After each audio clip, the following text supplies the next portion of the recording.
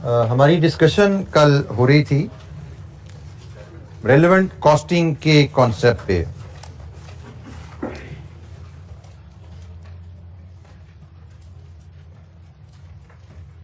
Relevant cash flows या relevant cost क्या है, और डिफरेंट एग्जाम्पल्स की मदद से हमने कुछ कॉन्सेप्ट्स समझे थे।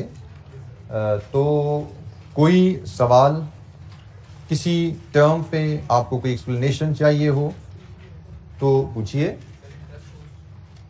बेटा, इंटरेस्ट और डिविडेंड दोनों को मैंने कंबाइन करके बताया था कि आपकी कैपिटल प्रोजेक्ट्स में जो कैपिटल इन्वेस्टमेंट आती है, या वो लोन की सूरत में होगी या वो इक्विटी की सूरत में होगी।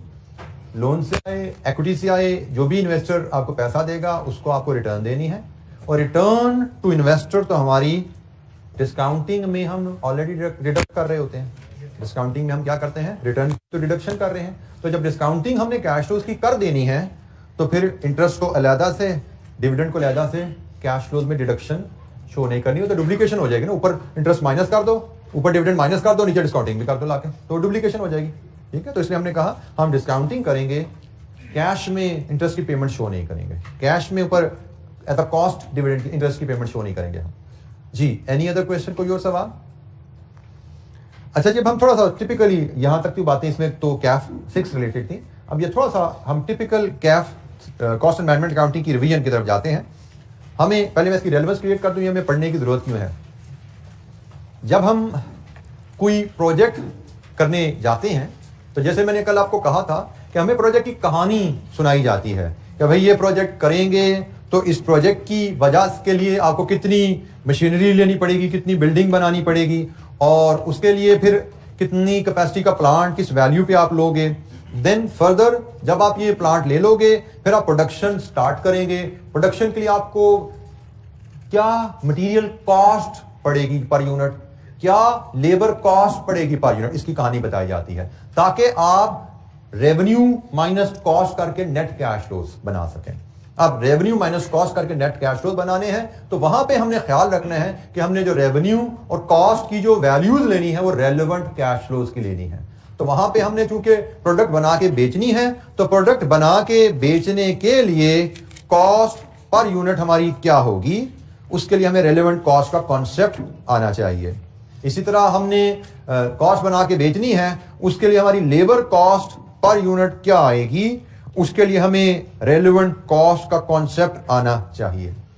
तो हमारे कैपिटल इन्वेस्टमेंट अप्रेजल के क्वेश्चन में रेलेवेंट कॉस्ट का कॉन्सेप्ट उसी डिटेल में टेस्ट हो जाता है जिस डिटेल में आपने कैफ 3 में कॉस्ट एंड मैनेजमेंट अकाउंटिंग में पढ़ा होता है या आप पढ़ेंगे। तो फिलहाल हम रेलेवेंट कॉस्ट का कॉन्सेप्ट यहां पे डिस्कस करेंगे कि हमने एक प्रोडक्ट बना के बेचनी है, उस प्रोडक्ट में जो मटेरियल इस्तेमाल हुआ। फॉर एग्जाम्पल, मैं इस डेस्क की बात करूं, हमारी वर्कशॉप है ये डेस्क बनाने की, और मैंने ये कैलकुलेट करना है ये डेस्क में मटेरियल कितने रुपए का इस्तेमाल हुआ। Relevant cost of making one, relevant cost of material making one desk, वो क्या है। तो जनाब उसके लिए हाउ टू प्रोसीड, आप डेस्क की रेलेवेंट कॉस्ट जानना चाहते हैं, रेलेवेंट कॉस्ट ऑफ मटेरियल जानना चाहते हैं, तो सबसे पहले आपको देखना है कि ये डेस्क जिस मटेरियल से बनना है क्या वो मटेरियल ऑलरेडी इन स्टॉक है। और ये चीज यहां पे याद रखिएगा, जिस अंदाज में आपको ये सोच डेवलप की जा रही है उसी अंदाज में आपने क्वेश्चन पे ये अप्लाई करना है। मैं यहां पे एक चीज क्लियर कर दूं, हम यहां पे मैनेजमेंट अकाउंटिंग और उससे आगे डिसीजन मेकिंग की बातें कर रहे हैं। डिसीजन मेकिंग में जो मैंने कल भी बात की थी, डिसीजन मेकिंग में हम फ्यूचर कॉस्ट का जिक्र करते हैं। Relevant cost is the future cost. और फाइनेंशियल अकाउंटिंग में भी आप कॉस्ट का रिकॉर्ड रखते हैं, फाइनेंशियल अकाउंटिंग में भी कॉस्ट का हिसाब रखते हैं, but that is past cost, ये ख्याल रखना है। तो चूंकि आप में से कुछ बच्चे फाइनेंशियल अकाउंटिंग को काफी पढ़ चुके होंगे, कोई एक पेपर पढ़ चुका है, कोई 2 पढ़ चुका है, फाइनेंशियल अकाउंटिंग पढ़ चुके हुए हैं, तो आपके जहन में फाइनेंशियल अकाउंटिंग की नॉलेज की छाप थोड़ी सी ज्यादा होती है और आप कॉस्ट से हमेशा वो पास्ट कॉस्ट की तरफ जाते हो, फाइनेंशियल अकाउंटिंग में जो यूज करते हो। तो हमारी यहां पे डिसीजन मेकिंग में capital project appraisal, capital project की इन्वेस्टमेंट पे डिसीजन लेने की बात है। यहां पे हम, जैसे आपने कॉस्ट एंड मैनेजमेंट अकाउंटिंग में भी पढ़ा या पढ़ेंगे, डिसीजन मेकिंग में आप फ्यूचर की बात करते हैं, रेलेवेंट कॉस्ट की बात करते हैं। तो रेलेवेंट कॉस्ट और हिस्टोरिक पास्ट कॉस्ट दो फर्क चीजें हैं, तो नेवर कंफ्यूज टू। हम यहां पे क्या फैसला कर रहे होते हैं कि अगर हम फैक्ट्री लगाएं तो हम ये प्रोडक्ट बनाएंगे, फ्यूचर की बात ही हो रही है ना, जब फैक्ट्री लगाएंगे तो ये प्रोडक्ट बनेगी, तो ये प्रोडक्ट की कॉस्ट क्या पड़ेगी, हम ये जानना चाह रहे हैं यहां पे। तो हम फ्यूचर में हम जब ये डेस्क बनाएंगे, आज से 2 महीने बाद, 10 दिन बाद, 15 दिन बाद जब ये हम डेस्क बनाएंगे तो हमें ये डेस्क कितने का पड़ेगा रेलेवेंट कॉस्ट की टर्म में। और रेलेवेंट कॉस्ट क्या है, ये डेस्क की बनाने की वजह से मेरी जेब पे क्या बोझ है भाई, ये डेस्क बनाने की वजह से मेरी जेब से कितना पैसा निकलेगा, दैट इज रेलेवेंट कॉस्ट। ठीक हो गया। तो अब इस कॉन्टेक्स्ट में ध्यान में रखना, मैं फिर एक बार जुमला बोल दूं कि कोई एक काम करने का cash impact on my pocket, cash impact on my pocket, that is relevant cash flow. कोई काम करने का cash impact on my pocket, that is relevant cash flow. तो इस बेसिक सी डेफिनेशन के साथ हम आगे चलते हैं। हमने कहा जी हमने ये डेस्क बनाने हैं जिसकी हम फैक्ट्री लगाने जा रहे हैं, ये डेस्क में मटेरियल पर यूनिट हमें क्या पड़ेगा, ये जानने के लिए सबसे पहले हमें देखना पड़ेगा इज मटेरियल इन स्टॉक, क्या हमारे पास मटेरियल ऑलरेडी स्टॉक में पड़ा हुआ है। देयर इज अ पॉसिबिलिटी हम जो एक मशीनरी जिसकी फिजिबिलिटी कर रहे हैं वो मशीनरी इस तरह के डाइस बनाने की है, हम ऑलरेडी ये डेस्क अपनी फैक्ट्री में बना रहे हैं, तो ये जो लकड़ी इसमें यूज होती है हो सकता है वो डाइस में भी, उन डेस्कों में भी वही लकड़ी यूज होती हो। और आंसर कुड बी यस, हाँ भाई ये मटेरियल हमारे पास स्टॉक में होता है, हम ऑलरेडी ये डेस्क बनाते हैं उनमें यूज होता है। और इट कुड बी नो, नहीं भाई ये जो प्रोडक्ट बनाने जा रहे हैं ये नई प्रोडक्ट है, पहले इस जैसी कोई प्रोडक्ट हम नहीं बनाते थे, तो ये मटेरियल हमारे पास स्टॉक में नहीं है। दोनों तरह हो सकता है। तो अगर तो आंसर है नो कि नहीं भाई ये मटेरियल जो हम जिस प्रोडक्ट की हम फैक्ट्री लगाने जा रहे हैं, इस प्रोडक्ट के लिए जो मटेरियल चाहिए होगा ये हमारे पास स्टॉक में नहीं होता, ये तो हमें खरीदना ही पड़ेगा। तो आंसर बड़ा सीधा है कि भाई अगर खरीद के प्रोडक्ट बनाओगे तो भाई current market price, that is your relevant cost, जितना का मार्केट में बिकता है उस हिसाब से ले लो। तो भाई मैं अगर खरीदना चाहूंगा मुझे कितने का मिलेगा, that is your relevant cost. कि भाई एक टेबल बनाएंगे तो भाई 100 रुपए की लकड़ी आती है, मार्केट से पता कि एक टेबल की लकड़ी 100 रुपए की आती है, तो भाई cost material cost per unit 100 रुपए। लेकिन अगर आप कहते हो भाई ये मटेरियल जो लकड़ी इस टेबल में यूज होनी है मेरे पास ऑलरेडी पड़ी हुई है, देन स्टोरी मूव ऑन। अगर आपके पास ये पड़ी हुई है तो भाई पड़ी क्यों हुई है, is it for existing customer, क्या ये किसी एग्जिस्टिंग कस्टमर के लिए पड़ी हुई है, या अल्टरनेटिवली इसको हम कहते हैं रेगुलर इन यूज, रेगुलरली आप इस्तेमाल करते हो इसलिए पड़ी हुई है आपके पास। आंसर कुड बी यस, हाँ भाई ये जो लकड़ी है इन डेस्क में इस्तेमाल होती है और ये डेस्क तो हमारी हर महीने 500 बनते हैं, ये सेम लकड़ी जो यहाँ यूज हो रही है इन डेस्क का जो टॉप है वो भी इसी लकड़ी की बनी हुई है, तो ये डेस्क तो हर महीने 500 बना के हम डिफरेंट अपने कस्टमर को भेजते हैं, तो it is in regular use. मेरे पास ये लकड़ी जो इस डेस्क में जो मैंने कल को जाके बनाना है, ये लकड़ी ऑलरेडी गोदाम में पड़ी है मेरे पास, लेकिन पड़ी क्यों हुई है, क्योंकि मैं इसको इन डेस्क में भी यूज करता हूं। तो भाई अगर मैं इस लकड़ी को रेगुलरली इन डेस्क में यूज करता हूं, अगर मैं इस लकड़ी को यहां पे इस्तेमाल कर लूंगा तो बहरहाल मुझे उन डेस्क के लिए तो फिर खरीदनी पड़ेगी ना, तो भाई रेलेवेंट कॉस्ट तो फिर भी वही आती है। मतलब मेरे पास है नहीं या मेरे पास है लेकिन किसी और कस्टमर के लिए पड़ी हुई है, एक ही बात है, क्योंकि बहरहाल मुझे खरीदनी तो पड़ेगी ना, मैं जो पड़ी हुई है उसको इधर इस्तेमाल कर लूं तो उसके लिए खरीदनी पड़ेगी मुझे, तो मेरी जेब पे तो बोझ आ गया, मेरी जेब से तो पैसा निकल गया कि भाई जो लकड़ी यहां इस्तेमाल हुई उसके लिए पैसा मेरी जेब से निकल गया, और कितना निकलेगा, मार्केट प्राइस। इसको रिप्लेसमेंट कॉस्ट भी कहा जाता है। रिप्लेसमेंट कॉस्ट से मुराद कि मैंने अगर वो मटेरियल इस्तेमाल कर लिया तो उसको रिप्लेस करने में, उसकी जगह नया मटेरियल रखने में जो पैसा लगा, तो मार्केट प्राइस ही होती है। तो मार्केट प्राइस और रिप्लेसमेंट कॉस्ट का मतलब एक ही है। रिप्लेसमेंट कॉस्ट से मुराद एक प्रोडक्ट की जगह नई प्रोडक्ट लाके रखो कितना पैसा लगता है, उसको रिप्लेस करो कितना पैसा लगता है। मटेरियल की रेलेवेंट कॉस्ट स्टॉक में नहीं है तो फिर तो जो प्राइस है वो ले लो, स्टॉक में है लेकिन रेगुलरली आप इस्तेमाल करते हो फिर भी मार्केट प्राइस ही आपने लेनी होती है।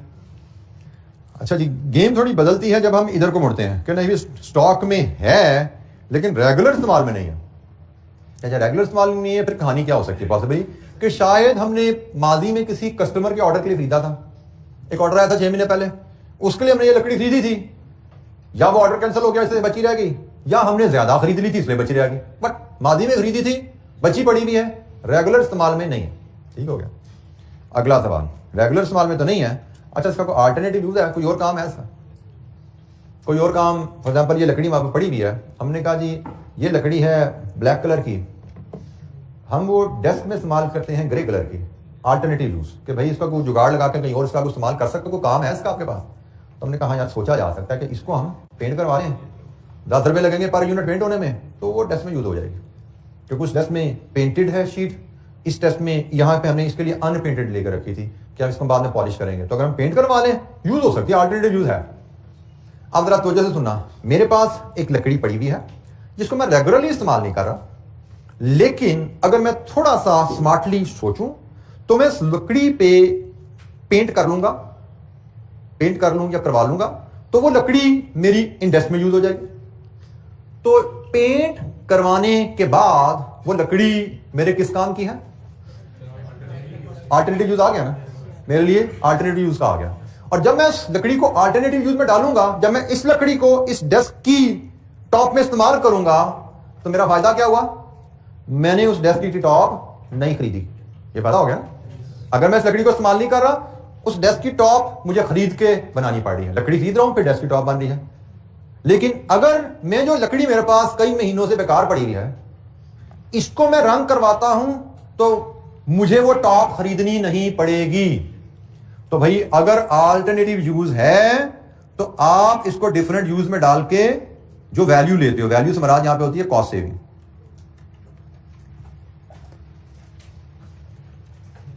वैल्यू से मराद होती है कॉस्ट सेविंग कि भाई फॉर एग्जांपल ये लकड़ी को मैंने रंग करवा लिया, रंग करवाने के बाद एक डेस्क की टॉप बनेगी इससे। तो भाई एक डेस्क की टॉप आती कितने की थी? पता लगी एक डेस्क की टॉप 200 की आती थी। तो इसका मतलब ये लकड़ी मेरे लिए तो 200 के बराबर होगी ना। तो मैंने इसको पेंट करवा लिया, इसको मैंने वहां पे इस्तेमाल किया, तो मुझे 200 की लकड़ी खरीदनी नहीं पड़ेगी। तो जो लकड़ी मेरे पास पड़ी हुई है उसको मैं अल्टरनेटिव यूज में डाल के 200 रुपए की कॉस्ट सेव कर सकता हूं मैं। तो मेरे लिए ये लकड़ी 200 रुपए की है। तो अल्टरनेटिव यूज की वैल्यू से मुराद होती है अल्टरनेटिव यूज में एक मटेरियल को आप इस्तेमाल करेंगे तो वहां पे कॉस्ट सेविंग क्या देती है। तो ये होगी अल्टरनेटिव यूज की वैल्यू। लेकिन अगर मेरा आंसर होता है अल्टरनेटिव यूज नहीं है, तो भाई फिर इसको आगे लगानी है ना, स्क्रैप ही करना है, अल्टीमेटली स्क्रैप ही करना है। तो अगर मेरे पास, मैं कहता नहीं यार ये लकड़ी वहां पे इस्तेमाल नहीं हो सकती, अगर इस्तेमाल नहीं हो सकती तो जो चीज इस्तेमाल नहीं भी हो सकती वो भी कहीं ना कहीं कबाड़िए के भाव बिकती तो है ना, कबाड़ के भाव 2 रुपए 4 रुपए 10 रुपए कहीं बिकेगी तो सही। तो मैंने कहा जी मेरे पास, अब दोबारा कहानी सुनना क्या बन रही है यहाँ पे, जब मैं इधर आ रहा हूँ कहानी क्या बन रही है, अभी मैं कंप्लीट करता हूँ कहानी को। कहानी कुछ ऐसे बन रही है कि मैंने कहा जी मुझे फैक्ट्री लगानी है जिसमें ये मैं डाइस बनाऊंगा। मैं जानना चाह रहा हूं इस डाइस की जो मटेरियल कॉस्ट, लकड़ी कॉस्ट पर यूनिट क्या आती है। जब मैं ये बनाऊंगा फैक्ट्री लगा के तो ये मुझे लकड़ी पर यूनिट क्या पड़ेगी इसकी। उसके लिए मैंने कहा जी ये लकड़ी मेरे पास पड़ी हुई है, मटेरियल मेरे पास स्टॉक में है और मेरे रेगुलर यूज में नहीं है और मेरे पास अल्टरनेटिव यूज भी नहीं है। जो लकड़ी मैंने इस डाइस को बनाने में इस्तेमाल करनी है वो मेरे पास पड़ी हुई है, लेकिन मेरे पास का कोई और इस्तेमाल नहीं है, कोई और इस्तेमाल नहीं है। लेकिन किसी चीज का कोई इस्तेमाल ना भी हो तो वो स्क्रैप में तो बिकती है। तो अगर मैं इस लकड़ी को जिसका मेरे पास कोई और इस्तेमाल नहीं है इस डाइस बनाने में यूज करता हूं, तो मेरी जेब पे बर्डन क्या है? जो स्क्रैप में बेच के पैसा आना था ना वो नहीं आएगा। इसको आप अपॉर्चुनिटी कॉस्ट के कॉन्सेप्ट में भी देख सकते हो कि जो लकड़ी पड़ी है इसका बेशक कोई और इस्तेमाल नहीं है, लेकिन स्क्रैप में तो बिकती है, 2 रुपए की बिके बेशक, तो भैया स्क्रैप में भी बिकती है, ये इस डेस्क में भी यूज होती है। तो अगर मैं डेस्क में यूज करूंगा तो स्क्रैप वाली ऑप्शन फोरगो हो जाएगी, मुझे स्क्रैप के पैसे नहीं मिलेंगे। तो अगर ये जो लकड़ी मेरे पास पड़ी हुई है इसका कोई और इस्तेमाल नहीं है तो फिर डेस्क में इस्तेमाल करना is costing me only scrap value.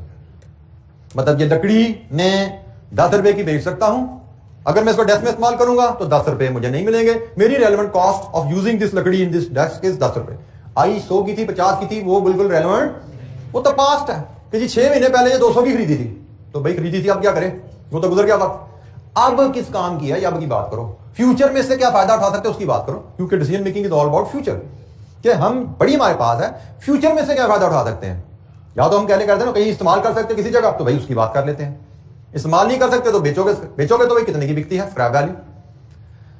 अच्छा, अपना एक और सवाल आपसे करता हूं, लकड़ी मेरे पास पड़ी हुई है, मैं स्क्रैप में बेचूं, बिकती है 100 की, सुनना ध्यान से, स्क्रैप में बेचूं बिकती है 100 की, मैं इसको यहां पे इस्तेमाल करूं, दोनों चीजें हो सकती है मेरे पास ऑप्शन, कभी खरीदार भी या खरीदने को भी तैयार है, मैं इस्तेमाल भी कर सकता हूं। अगर मैं इसको इसकी जगह इस्तेमाल करूं तो वैल्यू कॉस्ट सेविंग जो वहां मिलेगी वो मिलती है 80 की।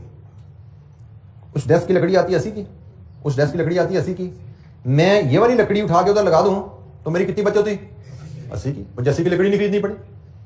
अब मेरे पास ये लकड़ी पड़ी है, मैं चाहूं तो वहां पे 80 की बचत ले लूं, चाहूं तो 100 की बेच दूं, क्या करूंगा, 100 की बेचूंगा। अब ये रिसोर्स आ गया जिसकी 3 ऑप्शन है, मैं चाहूं तो 80 की सेविंग ले लूं, मैं चाहूं तो 100 की बेच दूं, और अगर ये डेस्क बनाना है इसमें इस्तेमाल भी कर सकता हूं। तो जब 3 ऑप्शन हो जाए रिसोर्स की, अपॉर्चुनिटी कॉस्ट ऑफ कॉन्सेप्ट वहीं का वहीं है।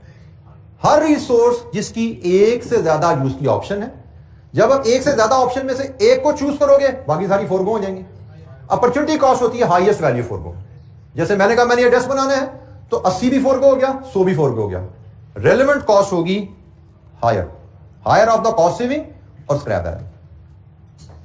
अगर तो यूज है ही नहीं फिर तो स्क्रैप वैल्यू इज रेलेवेंट, लेकिन अगर यूज है तो स्क्रैप की ऑप्शन तो होती है ना, चीज बिकती तो किसी ना किसी भाव है, तो फिर हमने उनमें से हायर वैल्यू लेनी होती है। ठीक है जी। अब ये मैंने एक आपसे ट्री डिस्कस किया पूरा, जिसमें हमने रेलेवेंट कॉस्टिंग मटेरियल की सारी बातें देखी।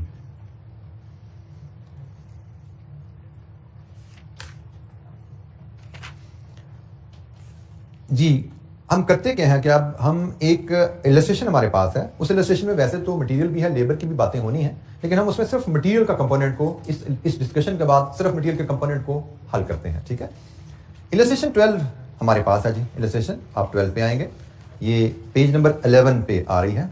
ये वैसे हमारी कैप 3 लेवल की इलस्ट्रेशन है, जिन बच्चों ने कैप 3 में से पढ़ा हुआ है they must recall this illustration in the class from the class. Illustration 12 में हम इसकी डिटेल में भी नहीं जाते, हम सिर्फ एक काम करते हैं कि भाई ये एक हमें प्रोडक्ट की, मैं आपको इसकी कहानी खुद यहां पे बना देता हूं जिसके मुताबिक हम इसको डिस्कस करने जा रहे हैं। हमें एक प्रोडक्ट की कॉस्ट की डिटेल दी गई है, जिसमें मटेरियल भी है, लेबर भी है, बाकी खर्चे भी हैं।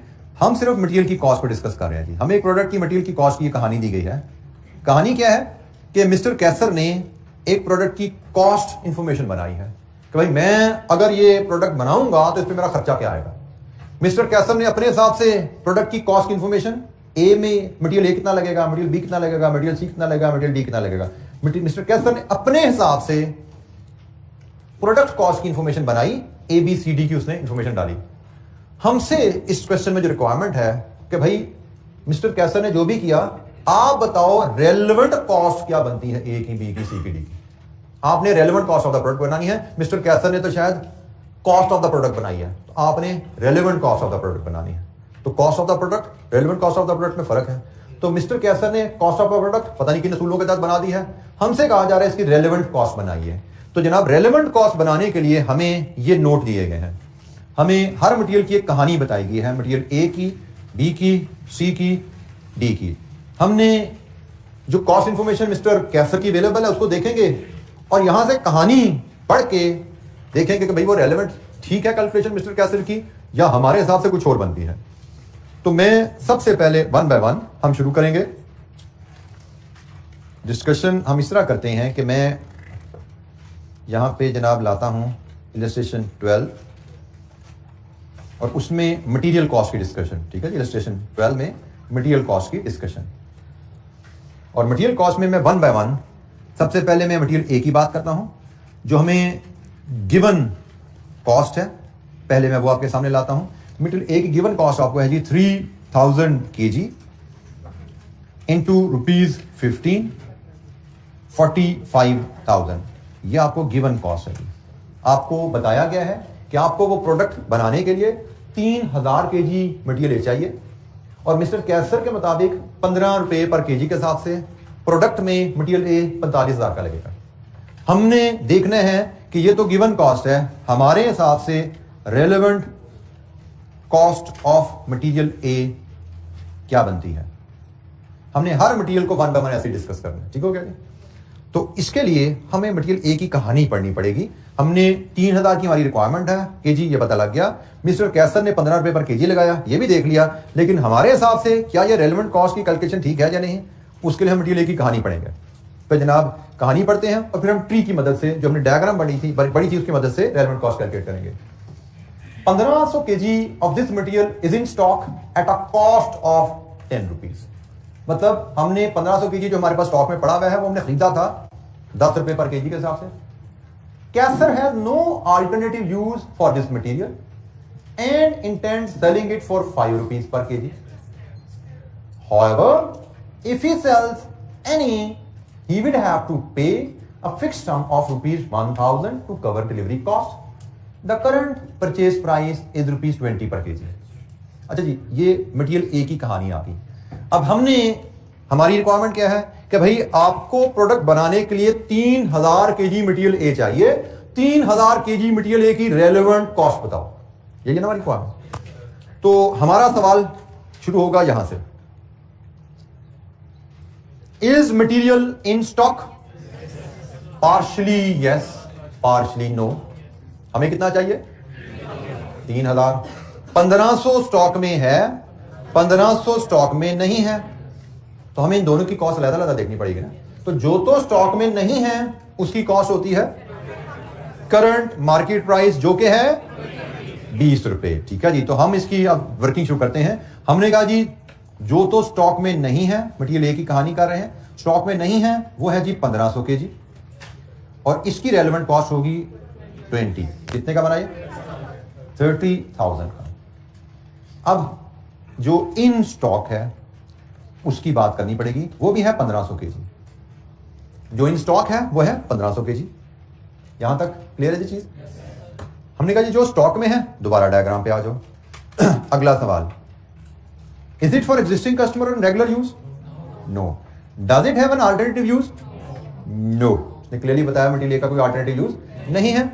जब अल्टरनेटिव यूज नहीं है तो भाई स्क्रैप वैल्यू, पॉकेट पे बर्डन क्या पड़ने वाला है। तो उसने कहा आप बेच सकते हो इसको ₹5 पर केजी के हिसाब से, लेकिन बेचने जाओगे तो जेब से 1000 रुपया जाएगा भी सही ना। तो इसका मतलब बेच के में नेट पैसे मिलने कितने? ये मिले ना बेच के नेट। तो मैंने अगर इसको इस्तेमाल कर लिया तो जो मिलने थे वही नुकसान हुआ ना मेरा नुकसान ये नहीं है, मेरा नुकसान ये नेट वैल्यू है। कितनी है? 6500। तो ये है जनाब मेरी relevant cost of 3000 KGs of material A, 36,500। Relevant cost of 3000 KGs of material A. Diagram के मुताबिक चलना है। हिस्ट्री, ₹10 केजी के साथ खरीदा था, कोई रेलेवेंट नहीं है। उसने ये ₹15 कहां से लिए हमें कुछ समझ नहीं आती। हमने तो अपने नॉलेज के मुताबिक रेलेवेंट कॉस्ट की जो इंफॉर्मेशन है उस डायग्राम फ्लो को लेकर अप्लाई करना है।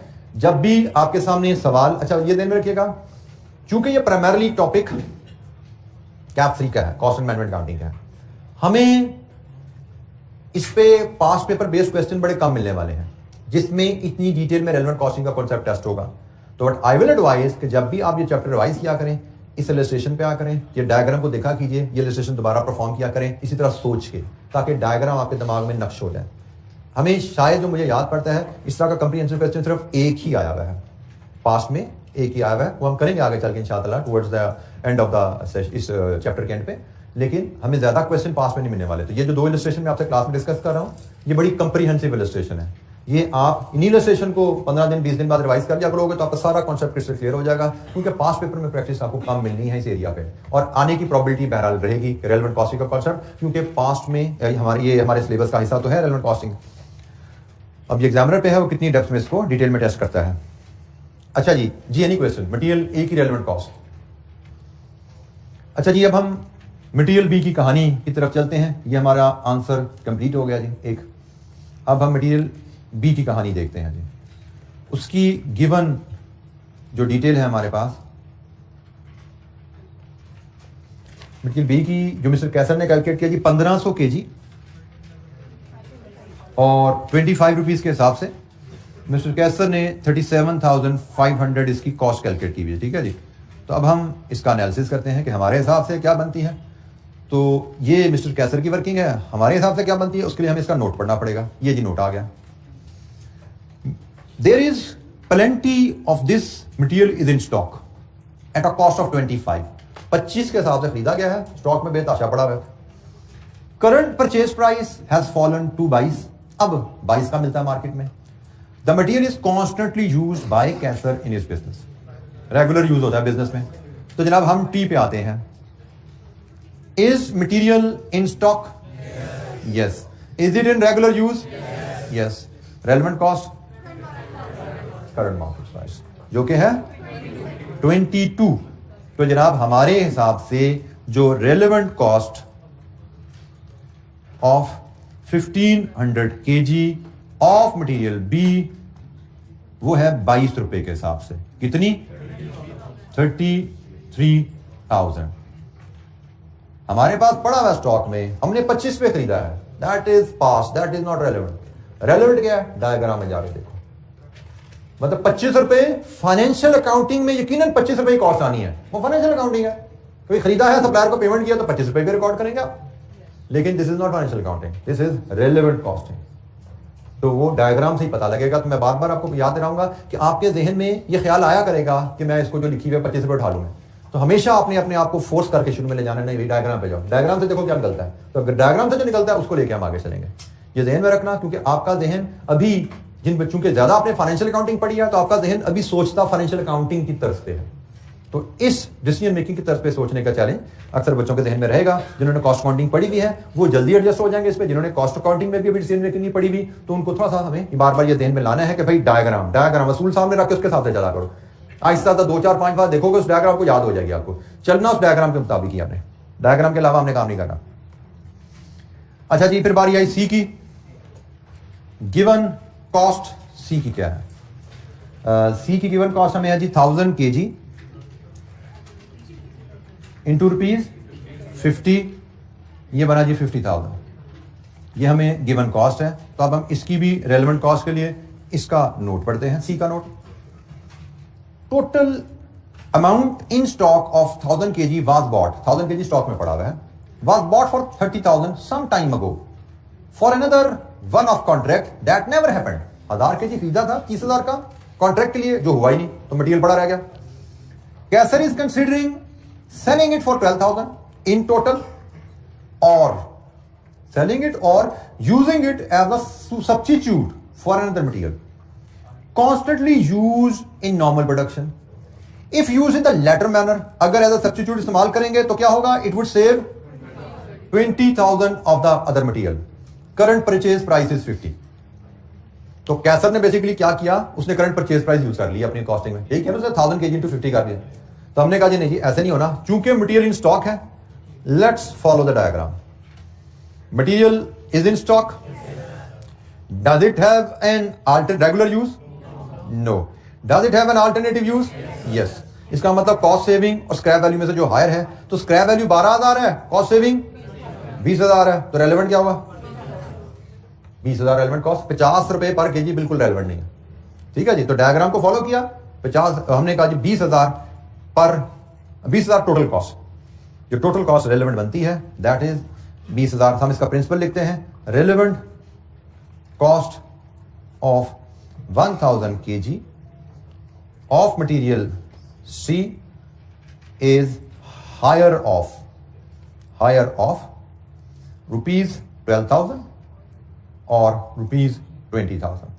तो ये बनी जी 20,000। ये जी मटेरियल सी की रेलेवेंट कॉस्ट भी हमने ले ली। डायग्राम के मुताबिक प्रिंसिपल अप्लाई किया, रेलेवेंट कॉस्ट निकाल ली वहां से हमने।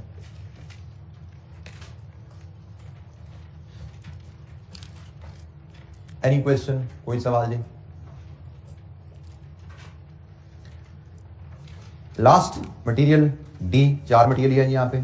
मटेरियल डी की गिवन कॉस्ट है जी 100 लीटर्स, सॉरी 100 लीटर्स इंटू 25। हमारी डी की गिवन कॉस्ट हमें जो है that is 100 litre into 25, it is 2500। ये जी हमें गिवन कॉस्ट है। इसका नोट पढ़ते हैं जी हम। Material D, there are 200 litres of this material in stock. हमें सोच चाहिए 200 पड़ा है। It is dangerous and if not used in this contract will have to be disposed of at a cost to Kaisar of ₹100 per liter. The current purchase price is 25. अच्छा जी, diagram पे जाइए जरा। Is material in stock? Yes. Is it in regular use? No. Does it have an alternative use? No. By the way, does it have a scrap value? अब यहां पर थोड़ा सा दिमाग इस्तेमाल करने की बात आ जाती है। हमारे पास एक मटेरियल पड़ा हो, उसकी स्क्रैप वैल्यू हो, तो उसको इस्तेमाल करने से वो स्क्रैप वैल्यू लूज कॉस्ट, यही बना था हमने, यही पढ़ा ना हमने कि एक मटेरियल पड़ा हुआ है, जो स्क्रैप में बिक सकता है, उसको इस्तेमाल करने से वो scrap value is gone, that is the cost.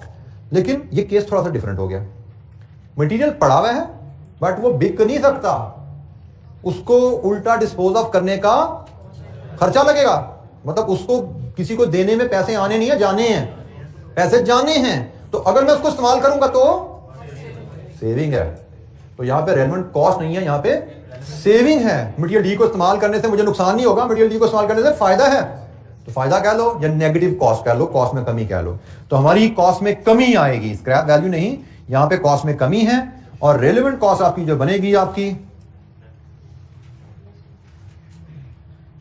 Of 100 litre हमें चाहिए, हम सिर्फ 100 लीटर की बात करेंगे।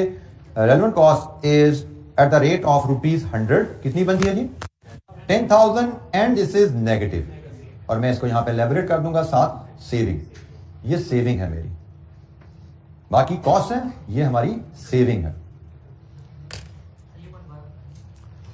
बेटा मेरे पास ये मटेरियल 100 लीटर पड़ा हुआ है, अगर मैं ये प्रोडक्ट नहीं बनाता तो मुझे ये 100 लीटर जाया करने के 10,000 पे करने पड़ेंगे, मेरी जेब से 10,000 जाएंगे अगर ये प्रोडक्ट नहीं बनाता।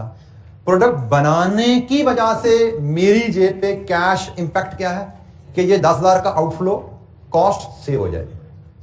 अ penny saved is a penny earned, ठीक है, वही बात है। ये 10,000 मेरा खर्चा होना था, प्रोडक्ट बनाने की वजह से 10,000 मेरा खर्चा नहीं होगा, खर्चा नहीं होगा तो मेरी बचत है, तो मैं इसको ऐसा बचत अपनी कॉस्ट में रिकॉर्ड करूंगा। तो मैं अगर अपनी total relevant cost of material देखूं तो वो मेरी बनेगी ए की कॉस्ट 36,500,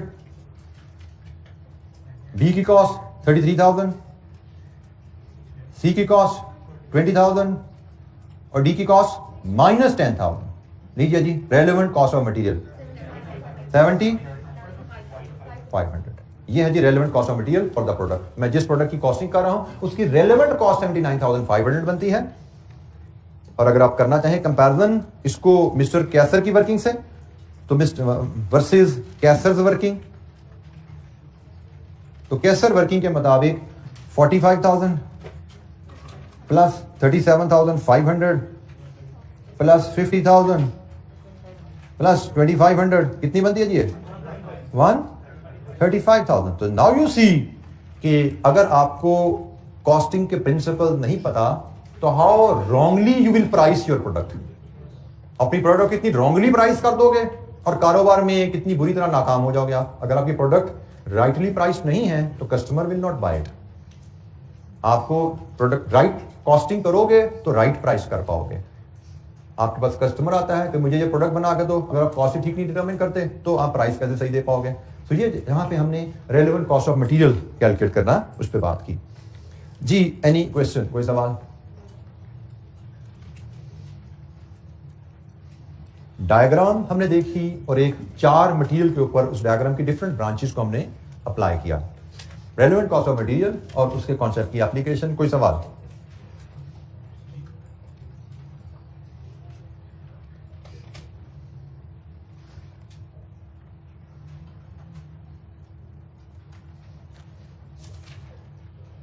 अच्छा जी, थोड़ी सी डिस्कशन को आगे लेकर चलते हैं, रेलेवेंट कॉस्ट ऑफ लेबर की तरफ चलते हैं कि हमने ये डेस्क बनाने के बेचना है, उसकी फिजिबिलिटी करना चाह रहे हैं। ये डेस्क बनाने पे हमारी लेबर कॉस्ट कितनी लगेगी, क्योंकि हमने इस डेस्क को बेच के कितना पैसा आएगा, कितना खर्चा लगेगा, वो दोनों एस्टिमेट करेंगे तो नेट कैश फ्लो हमारे बनेगा ना। तो मटेरियल कॉस्ट कितनी होती है वो निकाली, रेवेन्यू तो सिंपल होता है ना, प्राइस इनटू यूनिट्स, वो तो निकल आता है। कॉस्ट थोड़ी सी मुश्किल होती है, रेलेवेंट कॉस्ट का कॉन्सेप्ट क्या आता है। तब हम रेलेवेंट कॉस्ट ऑफ लेबर की बात करना चाहते हैं। तो रेलेवेंट कॉस्ट ऑफ लेबर जानने के लिए सबसे पहली चीज जो आप देखते हो कि आप ये जो डेस्क बनाने में लेबर यूज करेंगे वो लेबर परमानेंट होगी या टेम्परेरी होगी। परमानेंट लेबर जिसको पर मंथ पे करते हैं, टेम्परेरी लेबर जिसको आप पर आवर या पर यूनिट पे करते हैं, काम के हिसाब से पे करते हैं। तो एग्जामिनर हमें जनरली लेबर जो यूज करनी है हमने उसका सैलरी पैकेज बता देता है, वो हमें पर मंथ बता सकता है, वो हमें कह सकता है शायद हम पर वीक देते हैं, एक ही बात है, या एट टाइम वो पर आवर बताता है लेकिन गारंटीड वेज कह देता है, तो ये भी फिक्स ही होती है पर आवर, लेकिन 30 घंटे की मस्टर देनी है, काम किया या ना किया, तो ये तो फिक्स ही होगी ना। जिस सैलरी का काम से कोई ताल्लुक नहीं है, काम किया या ना किया सैलरी देनी है, जिसका ताल्लुक पीरियड से है वो तो पीरियड कॉस्ट या फिक्स कॉस्ट कहलाती है। और जिसका ताल्लुक काम से है वो वेरिएबल कॉस्ट कहलाएगी। तो हमें सबसे पहले देखना पड़ेगा कि हमारी लेबर जिसको हमने यूज करना है वो परमानेंट है या टेम्परेरी है। उसके हिसाब से रेलेवेंट कॉस्ट का फैसला किया जाता है। टेम्परेरी में या पर आवर होगा या पर यूनिट रेट होगा। ये टेम्परेरी लेबर की निशानी है। पहला स्टेप आपका यही होता है रेलेवेंट कॉस्ट ऑफ लेबर की कैलकुलेशन में। तो भाई जो लेबर हमने यूज करनी है वो परमानेंट है या टेम्परेरी है। Let's discuss temporary first. हमने कहा ये लेबर जो हमने यूज करनी है इस डेस्क को बनाने में वो टेम्परेरी होगी। फिर आता नेक्स्ट क्वेश्चन कि जिस लेबर ने ये डेस्क बनाना है क्या एडिशनल टाइम भी हायर, उस लेबर का एडिशनल टाइम आप हायर कर सकते हो। देयर इज द पॉसिबिलिटी कि हम कहें कि भाई हाँ ये लेबर बड़ी फ्रीली अवेलेबल है, ये स्किल डेस्क बनाने का बड़ा फ्रीली अवेलेबल है, तो आसानी से हम मार्केट में जो हमारा लेबर कॉन्ट्रैक्टर उसको कहेंगे वो हमारी रिक्वायर्ड नंबर ऑफ वर्कर्स भेज देगा, कोई इशू नहीं। ओके, तो decision is very simple, cost of hiring. आप देख लो कि भाई हमें वर्कर जो मिलेगा ये पर यूनिट कितने लेगा। तो लेट्स हमने कॉन्ट्रैक्टर से पूछा, उसको ये डेस्क दिखाया, भाई इस डेस्क का तुम्हारा लेबर कितना लेगा पैसा। उसने कहा 500 रुपये पर यूनिट। खत्म होगी बात। 500 रुपये पर यूनिट डेस्क में बनवाऊंगा, 500 रुपये पर यूनिट पे करूंगा, कहानी खत्म। कहानी थोड़ी मुश्किल होती है जब हम कहते हैं भाई लेबर नहीं अवेलेबल मार्केट में, ये डेस्क मैं बनाना चाहता हूं लेकिन मार्केट में इस डेस्क को बनाने वाली लेबर अवेलेबल नहीं है, इन शॉर्ट सप्लाई है। अच्छा शॉर्ट सप्लाई है तो फिर हम दोबारा अपनी सिचुएशन देखते हैं तो हमें पता लगा जाए जो लेबर ये डेस्क बनाती है ना मार्केट में शॉर्ट है लेकिन हमारे पास शायद अवेलेबल है। ये जो डेस्क बना रही है इसमें यूज हो रही है डाइस वाला लेबर, ये डेस्क में भी वो यूज होती है। हमने लेबर हायर की नहीं है, 10-15 वर्कर हमारे पास हैं लेकिन इस वक्त वो डेस्क बनाने में बिजी हैं। बाहर जाते हैं डाइस के लिए नई लेबर ढूंढने, वो मिल नहीं रही। तो अगर इस सूरत में मैं कहता हूं मैंने डाइस बनाना है तो what option do I have. Labour को एग्जिस्टिंग जॉब से डाइवर्ट करना पड़ेगा, यही ऑप्शन है ना मेरे पास कि भाई मार्केट में लेबर मिल नहीं रही, जो मेरे पास अवेलेबल है वो डेस्क बनाने में बिजी है। और मैं चाहता हूं जी मैं अगर इन सब के बावजूद, इस प्रॉब्लम के बावजूद ये डाइस बनाना चाहता हूं तो only option I have is to divert, मैं लेबर को डाइवर्ट करूं। तो इस केस में जब मैं लेबर को डाइवर्ट करता हूं तो उसको तनख्वाह तो मुझे देनी है काम करवाने की, लेकिन लेबर जो मेरे लिए वहां से कमा रही है अपॉर्चुनिटी कॉस्ट। लेबर के दोस्त मालोगे ना, या डेस्क बनवा लो या डाइस बनवा लो। अगर मैं उसको डाइस में यूज करूंगा तो डेस्क की प्रोडक्शन फोरगो, तो डेस्क से जो मैं कमा रहा था दैट विल बी फोरगोन। कंट्रीब्यूशन की टर्म कितने लोगों के लिए अनफेमिलियर है, नहीं जानते कितने लोग इस टर्म को, ऊंचा करें हाथ में आइडिया हो। चंद लोग इस टर्म को नहीं जानते और ये यकीनन वही लोग हैं जिन्होंने कॉस्ट अकाउंटिंग अभी पढ़ रहे हैं या नहीं पढ़ी। अच्छा जी, कंट्रीब्यूशन आपकी आसानी के लिए ये भी किसी प्रोडक्ट को बना के बेचने में, मैं अभी इसकी डिटेल में ज़्यादा नहीं जाता, एक आसानी के एक सिंपल सा एक आपको चीज़ बता देता हूँ। हमें किसी प्रोडक्ट का प्रॉफिट कैलकुलेट करना हो तो प्रॉफिट तो सिंपली होता है जी प्राइस माइनस कॉस्ट, यही है ना प्रॉफिट। और अगर हम कॉस्ट को एनालाइज करें तो इतना तो हम सब जानते हैं कि कॉस्ट में वेरिएबल कॉस्ट भी होती है और फिक्स कॉस्ट भी होती है। तो यही कैलकुलेशन थोड़ी सी मॉडिफाई करें कंट्रीब्यूशन के लिए, तो कंट्रीब्यूशन होता है जी प्राइस माइनस वेरिएबल कॉस्ट, ठीक है। Price minus cost is profit, price minus variable cost is contribution, ठीक है। तो फिलहाल इतना ही काफी है, आगे चलेंगे। अगर मजीद कोई इसको एक्सपेंड करने की जरूरत पड़ी इस नॉलेज को तो हम वैसे तो हमने कॉस्ट मैनेजमेंट में पढ़ना है लेकिन यहाँ पे भी जरूरत पड़ी, वहां ना पड़ा हुआ तो हम इसको यहाँ पे एक्सपेंड कर लेंगे। फिलहाल इतना ही जानना काफी है कि contribution is price minus variable cost. तो हमने कहा जी हम वर्कर को कहीं भी डेस्क छोड़ो डाइस पे शिफ्ट हो, अगर हम उसको डेस्क छुड़वा के डाइस पे लाते हैं तो हमने उसको सैलरी कितनी देनी है प्लस डेस्क से जो कंट्रीब्यूशन कमा रहे थे वो हमारा नुकसान हो जाएगा, कंट्रीब्यूशन लॉस्ट। डेस्क पे जो हम कंट्रीब्यूशन कमाते थे हम जब लेबर को शिफ्ट कर लेंगे तो डेस्क की प्रोडक्शन बंद होगी, तो डेस्क का कंट्रीब्यूशन फोरगो, अपॉर्चुनिटी कॉस्ट, वो भी हमारी रेलेवेंट कॉस्ट होती है। ये हम कल बात कर चुके हैं कि अपॉर्चुनिटी कॉस्ट इज रेलेवेंट। तो अगर हम लेबर को जिसके दो इस्तेमाल हैं, डेस्क बनवा लो डाइस बना लो, एक ऑप्शन छोड़ के दूसरी ऑप्शन पर लाएंगे तो opportunity cost is also relevant cost. तो ये जनाब हमारी टेम्परेरी लेबर की कहानी है। टेम्परेरी लेबर की कहानी कि आपको प्रोडक्ट बनाने के लिए अगर टेम्परेरी लेबर चाहिए और वो लेबर आप हायर कर सकते हैं आसानी से तो कॉस्ट ऑफ हायरिंग अपनी कॉस्टिंग में डाल दीजिए, और अगर आप नहीं हायर कर सकते तो फिर diversion of the labour will be an option, diversion of the labour will be option. आप लेबर को डाइवर्ट करेंगे और डाइवर्जन के केस में आपकी कॉस्ट के दो हिस्से बन जाते हैं, एक cost of hiring plus contribution loss.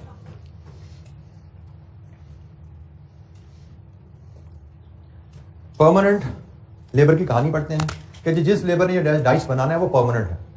अब परमानेंट लेबर कौन सी है जी? जिसको हम पर मंथ सैलरी देते हैं, काम करे या ना करे, काम है या नहीं है, पर मंथ सैलरी या पर वीक सैलरी है।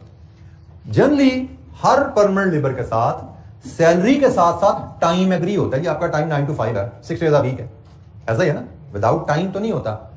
9 to 5 टाइम दे दिया, सैलरी बता दी, अब वर्कर आएगा फैक्ट्री में, काम है तो काम करेगा, नहीं तो फारिग बैठा रहेगा। यही परमानेंट लेबर का फीचर होता है। सैलरी पर मंथ मिल जानी है, टाइम आपने फैक्ट्री में गुजारना है पूरा, काम होगा तो आपको दिया जाएगा, करेंगे, काम नहीं है तो आप फारिग बैठेंगे, लेकिन you will be available for the work. तो अगर आपने कहा ये डाइस मैंने जिस वर्कर से बनाना है वो मेरे परमानेंट वर्कर हैं, तो फिर नेक्स्ट क्वेश्चन आता है, is the spare time available? कि वो कुछ फारिग बैठे रहते हैं? If the answer is yes, कि हाँ भाई वो फारिग टाइम में ये डाइस बनाएंगे, तो भी फारिग टाइम में डाइस बनवाओगे तो पैसे देने पड़ेंगे उनको? नो, पैसे तो पहले उनको, पैसे तो पहले दे रहे हो और काम पूरा नहीं ले पा रहे थे, तो ये डाइस बनवा लोगे उनसे तो उनको पैसे तो नहीं देने पड़ेंगे ना। जेब पे बर्डन इज जीरो, काम करवाने की रेलेवेंट कॉस्ट इज जीरो। ठीक हो गया। परमानेंट लेबर के पास अगर स्पेयर टाइम है, परमानेंट लेबर के पास अगर स्पेयर टाइम है तो स्पेयर टाइम में काम करवाने की कॉस्ट जीरो होती है। परमानेंट लेबर से स्पेयर टाइम में कॉस्ट, स्पेयर टाइम में काम करवाने की कॉस्ट जीरो होती है, क्योंकि परमानेंट लेबर काम कर रही है या नहीं कर रही, उसको तनख्वाह मिली जा रही है, तनख्वाह लेके वो अगर फारिग बैठी हुई है, आप काम करवा लो, आपकी जेब पे बर्डन नहीं आ रहा। क्योंकि हमने तो कहा रेलेवेंट कॉस्ट क्या है? काम करवाने से जेब पे बोझ, तो काम करवाने से जो जेब पे बोझ है वो रेलेवेंट है। तो इस केस में परमानेंट लेबर से काम करवाने की वजह से हमारी जेब पे बोझ नहीं है, जीरो। अच्छा, हमारा आंसर कुड बी नो कि भाई परमानेंट लेबर ने ये बनाना है, लेकिन वो लेबर तो सारी ऑलरेडी फुली ऑक्युपाइड है। फिर क्वेश्चन आता है, can additional time be had? मतलब ओवर टाइम करवाया जा सकता है उनसे? परमानेंट लेबर में ओवर टाइम का कॉन्सेप्ट होता है, तो भाई उनसे हम ओवर टाइम में ये डाइस बनवा सकते हैं? Answer could B yes, over time में बनवा सकते हैं। तो भाई cost of hiring per hour जितना उनसे एग्री होगा ओवर टाइम का, उसके हिसाब से कर लो। वो कहते हैं ओवर टाइम में हम इसको 800 रुपए पर यूनिट बना देंगे, तो ठीक है, ये 800 रुपए पर यूनिट डाल दो अपनी कॉस्ट में। But answer could be no, कि नहीं भाई they are not willing to overtime, गोरे टाइप है, टाइम पे जाना चाहते हैं, छुट्टी मनाना चाहते हैं सैटरडे संडे की, ओवर टाइम करने पर तैयार नहीं। परमानेंट लेबर है, ओवर टाइम करने पर तैयार नहीं है, काम लेकिन उन्हीं से करवाना है, तो फिर क्या करें? डाइवर्ट। अच्छा जी, नहीं करना ओवर टाइम तो छोड़ो, डेस्क ये बनवा लो, फिर यही काम रह जाएगा कि डेस्क छोड़ के ये बनवा लें। इस केस में रेलेवेंट कॉस्ट इज, अब ये फर्क नोट कर लो, टेम्परेरी लेबर को शिफ्ट करते हो तो रेलेवेंट कॉस्ट क्या है? परमानेंट लेबर को शिफ्ट करते हो तो, ठीक है, ये फर्क जरा ध्यान में रखना। उसकी वजह आगे जाके शायद कोई ना कोई एग्जांपल में क्लियर हो जाएगी, लेकिन एक चीज ध्यान में रखो कि भाई टेम्परेरी लेबर डेस्क बना रही है, तनख्वाह दे रहे हो, उधर फारिग बिठा दोगे, तनख्वाह देनी पड़ेगी? नो। टेम्परेरी लेबर डेस्क बना रही है, तनख्वाह दे रहे हो, फारिग बिठा दिया, तनख्वाह नहीं देनी, डाइस बनाओगे फिर तनख्वाह देनी पड़ेगी। तो इसका मतलब डाइस की वजह से तनख्वाह देनी पड़ी है ना, डाइस की वजह से तनख्वाह देनी पड़ी है, डाइस नहीं बनवाओ तो तनख्वाह नहीं देनी। परमानेंट लेबर डेस्क बना रहे हो, तनख्वाह दे रहे हो, फारिग बिठा दोगे, तनख्वाह दे रहे हो, डाइस बना रहे हो, तनख्वाह दे रहे हो, तो डाइस की वजह से तनख्वाह तो नहीं ना दे रहे, और कुछ डाइस नहीं भी बना रहा था फिर भी तनख्वाह मिल रही थी। ठीक हो गया। तो परमानेंट लेबर को डाइस की वजह से तनख्वाह नहीं मिल रही, तो इसलिए परमानेंट लेबर से अगर डेस्क छुड़वा के डाइस बनवाओगे, कॉस्ट नहीं यहाँ पे आती। इसकी एग्जाम्पल इंशाअल्लाह हम कल लेबर की, यही जो कैसर का सवाल कर रहे थे, इसमें लेबर के केस को देखेंगे, और आगे एक और हमारे पास कंप्रीहेंसिव एग्जाम्पल है रेलेवेंट कॉस्टिंग की, कोशिश करेंगे कल उसको भी देख लें, ताकि हम रेलेवेंट कॉस्टिंग का जो हमारा कैप 3 का रिकैप है उसको हम जरा जोड़ पाएं। ये टोटल कैप 3 की डिस्कशन जो कैप 3 में बहुत डिटेल में हम करते हैं, मैं कोशिश कर रहा हूँ उसी डिटेल में इसको यहाँ पे टच कर लूँ। ठीक है जी, थैंक यू, अस्सलाम वालेकुम।